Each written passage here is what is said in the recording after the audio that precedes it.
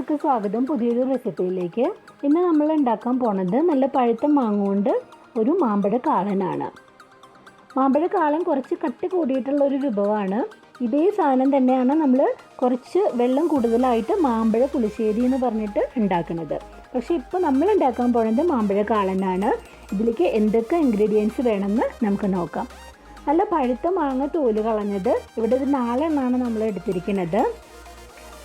1/2 teaspoon മഞ്ഞൾപ്പൊടി ഇട്ട് കൊടുത്തിട്ടുണ്ട്, 1 ടീസ്പൂൺ മുളക് പൊടി, പാകത്തിന് ഉപ്പ്, ഒരു 2 തണ്ട് കറിവേപ്പിൻ്റെ ഇല, അത് ഇല മാത്രമായിട്ട് ഊരിയിട്ടിട്ടുണ്ട്. ഇതിലേക്ക് 1 ഗ്ലാസ് വെള്ളമാണ് വേവാനായിട്ട് ഒഴിച്ചു കൊടുത്തിരിക്കുന്നത്. ഇതെല്ലാം കൂടി നമ്മളൊന്ന് അടുപ്പത്ത് അടച്ച് വെച്ചിട്ട് വേവിക്കുക. ഒരു 10-15 മിനിറ്റ് വെന്തിട്ടുണ്ടെങ്കിൽ മാങ്ങയുടെ വേവാവും. അത് വേവുന്ന സമയത്ത് നമുക്കതിലേക്ക് വേണ്ട അരവ് അരച്ചെടുക്കാം. 1 മുറി തേങ്ങ എടുത്തിട്ടുണ്ട്, അതിലേക്ക് 1 ടീസ്പൂൺ ജീരകമാണ് ഇട്ട് കൊടുത്തിരിക്കുന്നത്. എരിവിൻ്റെ പാകത്തിനനുസരിച്ച് പച്ചമുളക് ഇട്ട് കൊടുത്തോളൂ. ഇവിടെ ഒരു 3 ചെറിയ പച്ചമുളകാണ് ഇട്ട് കൊടുക്കുന്നുള്ളൂ. കാര്യം മാമ്പഴ കാളൻ്റെ ആ മധുരം തന്നെയാണ് എല്ലാവർക്കും ഇഷ്ടപ്പെടുക. അപ്പോൾ എരിവിന് അവിടെ അത്ര വലിയ പ്രാധാന്യം വരണില്ലല്ലോ. അപ്പോൾ 2-3 പച്ചമുളക്, 2 കപ്പ് നല്ല തൈര്, ഇതാണ് ഇതിൽ നമ്മൾ അരച്ചെടുക്കാനായിട്ട് പോണത്. ചിലർ കുരുമുളകിൻ്റെ പൊടി ഇടും, അത് നമ്മളുടെ ഇഷ്ടമാണ്, വേണമെങ്കിൽ ഇടാം, ഓപ്ഷനിലാണ്. എന്നിട്ട് നല്ല വെണ്ണ പോലെ അരച്ചെടുത്തിട്ട് അപ്പോഴേക്കും നമ്മുടെ മാങ്ങ നന്നായിട്ട് വെന്തിട്ടുണ്ടാവും. അതിലേക്ക് ഈ അരവ് നമ്മൾ ചേർത്ത് കൊടുക്കുക. അതിന് വല്ലാണ്ട് കട്ടി കൂടുതൽ തോന്നുന്നുണ്ടെന്നുണ്ടെങ്കിൽ കുറച്ചും കൂടി വെള്ളം അതിൽ മിക്സ് ചെയ്തിട്ട് ഒഴിച്ചു കൊടുത്തോളൂ. എന്നാൽ വല്ലാണ്ട് വെള്ളം ആക്കുകയും ചെയ്യരുത്. അപ്പോൾ എന്താണെന്ന് വെച്ച് കഴിഞ്ഞാൽ മാമ്പഴക്കാളം പോയിട്ട് അത് ഞാൻ നേരത്തെ പറഞ്ഞല്ലോ, മാമ്പഴം വെള്ളത്തിൽ നമ്മൾ ഉണ്ടാക്കുമ്പോൾ അത് മാമ്പഴ പുളിശ്ശേരി ആയിട്ട് മാറും.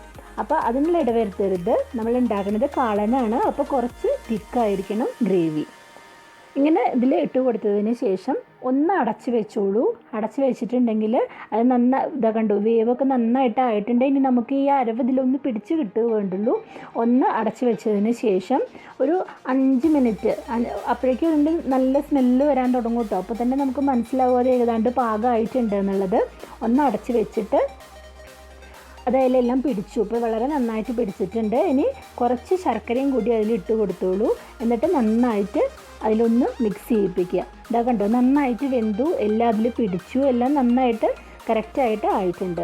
ഇനി നമുക്കിതിലേക്ക് കടുകും കുറച്ച് ഉലുവയും ഒക്കെ താളിച്ചിട്ട് കൊടുക്കുകയാണ് വേണ്ടത്. അപ്പോൾ ഇതിന് എണ്ണ ഉപയോഗിക്കണം. വെളിച്ചെണ്ണയിൽ കുറച്ച് കടുക് പൊട്ടിച്ചിട്ട് അതിലേക്ക് കുറച്ച് ഉലുവ ഇട്ടിട്ട് അതൊന്ന് ഒരു ചുവപ്പ് കളർ, ഒന്നത് ബ്രൗൺ കളർ ആവണ വരെ അതൊന്ന് മൂപ്പിച്ചിട്ട് അതിലേക്ക് വറ്റൽ മുളക് ഇട്ട് കൊടുത്ത്